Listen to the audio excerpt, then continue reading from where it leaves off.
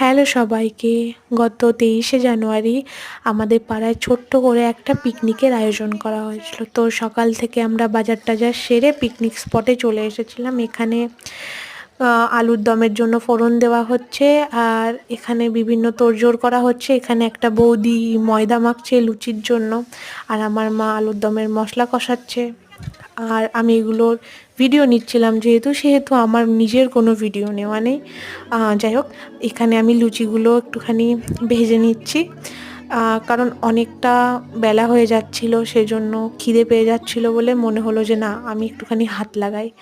তো যাই হোক, লুচিগুলো বানাচ্ছিলাম। তারপরে সবাই এক এক করে খেতে বসবে।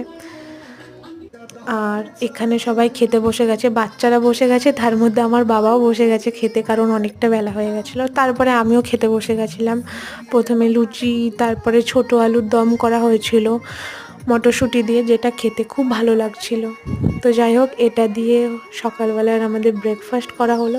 লুচিটা খুব সুন্দর আর খুব সফট হয়েছিল, আলুর দমের সাথে খুব ভালো লাগছিলো। যাই হোক, একটা বাইট বানিয়ে নিলাম, যেটা খেতে খুব ভালো লাগছিলো। তারপরে আমার মা বসে গেছে, আমার মা আমাকে আবার দেখাচ্ছে যে ভিডিওর জন্য।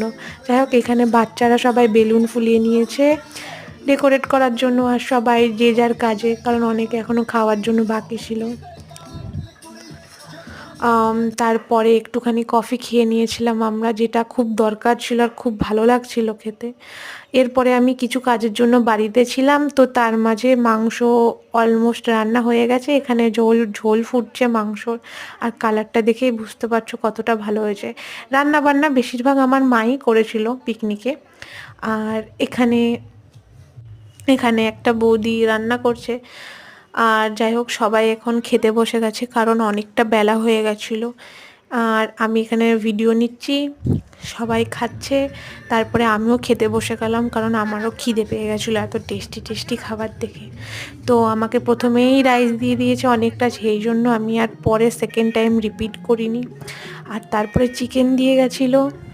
তারপরে একটু স্যালাড বলেছিলাম দিতে। যাই হোক, এরপরে মাংসটা পুরোটাই ঢেলে নিয়েছিলাম ভিডিও চক্করে। যাই হোক, তারপরে মাংস দিয়ে রাইসটা খাওয়ার আগে একটু শুকনো খেয়ে দেখলাম, খুব ভালো লাগছিলো খেতে, মনে হচ্ছিলো শুধুই খেয়ে নিই। তারপরে একটু চাটনি, পাঁপড় আর মিষ্টি ছিল, যেটা খেয়ে আমি ফুল হয়ে গেছি, আর পেটে কোনো জায়গা ছিল না। যাই হোক, আমাদের পিকনিকটা খুব ভালো কেটেছিল। এতটা ভিডিও দেখার জন্য থ্যাংক ইউ সবাইকে, বাই বাই।